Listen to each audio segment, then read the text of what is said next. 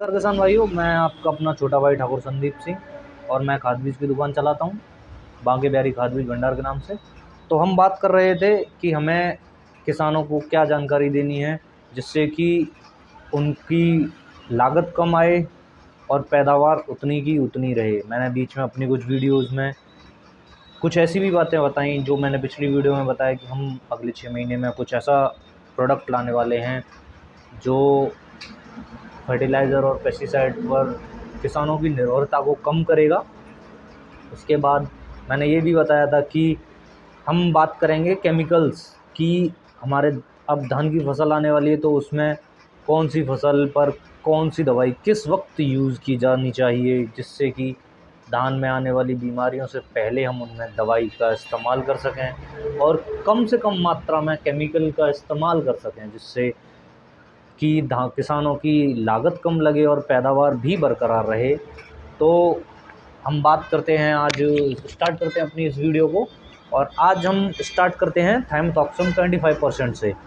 थाइमथॉक्सम का इस्तेमाल हम धान में काफ़ी तरह की बीमारियों में करते हैं, पर इसका मेन काम होता है फुबका यानी हॉपर जिसे किसान बोलते हैं। और एक दो प्रकार के होते हैं, 2-3 प्रकार के समथिंग, एक हरा फुबका, भूरा और सफ़ेद पीठ वाला फुबका, जिसमें हॉपर वन वगैरह में हम इसका इस्तेमाल करते हैं। करीबन हमारा ये है कि इसका ये सिस्टमेटिक होता है, जैसा कि सबको पता है। इसका इस्तेमाल भी अच्छे से किया जाना चाहिए। इंसेक्टिसाइड भी है ये। ज़्यादातर आमतौर पे धान में इसका मेजर तौर पे इस्तेमाल किया जाता है और एक बार नहीं कई बार इस्तेमाल किया जाता है।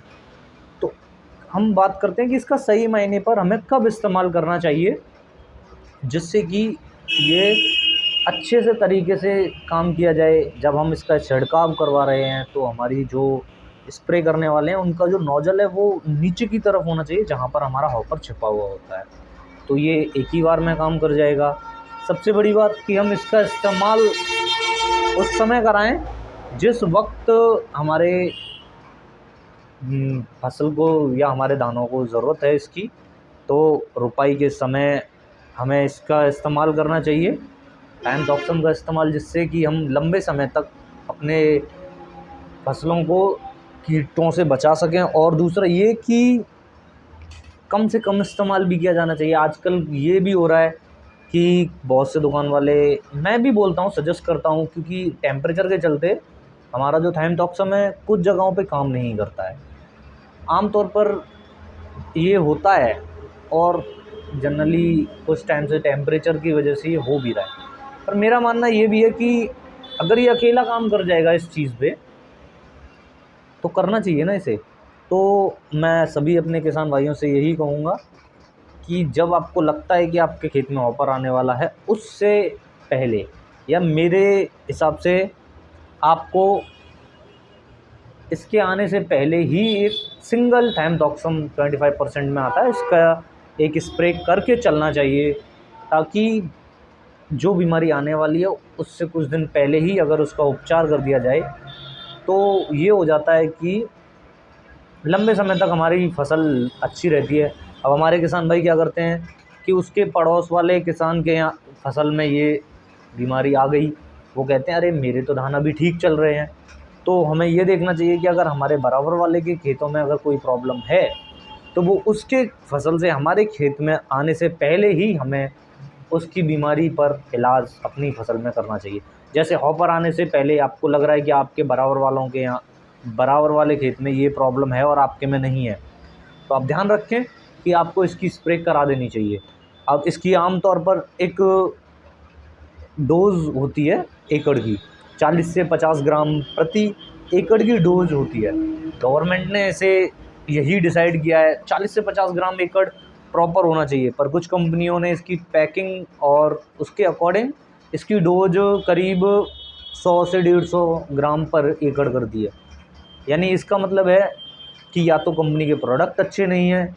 अगर एक छोटी सी बात है कि थाइमथॉक्सम 25% में जो आ रहा है, अगर वो 40 से 60 ग्राम प्रति एकड़ आप 150 से 200 लीटर पानी में घोर के आप छिड़काव करवाएंगे, अगर प्रॉपर थाइमथॉक्सम है तो वो जनरली उतना ही काम करेगा। अब कंपनियों ने क्या किया है कि उसकी एक डोज बढ़ा दी है प्रॉपर, और उसकी पैकेजिंग का ये कर दिया है उन्होंने कि जैसे ही 100 ग्राम की या 150 ग्राम या 200 ग्राम की कर दिया है। अब आपको क्या करना है कि आपको सिर्फ पर एकड़ 40 या 60 ग्राम पर एकड़ के अकॉर्डिंग ही लेकर चलना है।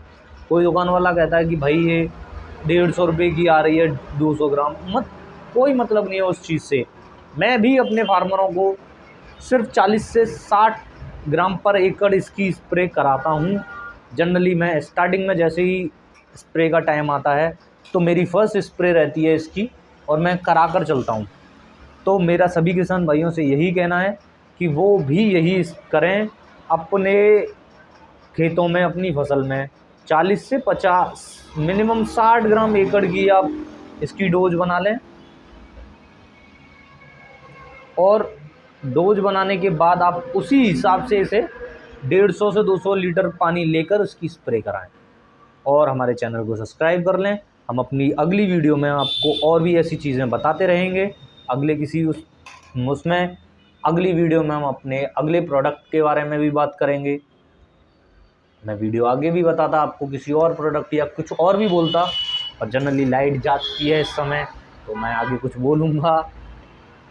और अब मेरा चैनल है, यूट्यूब चैनल आप सभी जानते ही हैं, श्री बिहारी जी एग्रीकल्चर के नाम से, तो आप उसे सब्सक्राइब कीजिए और जुड़े रहिए हमसे।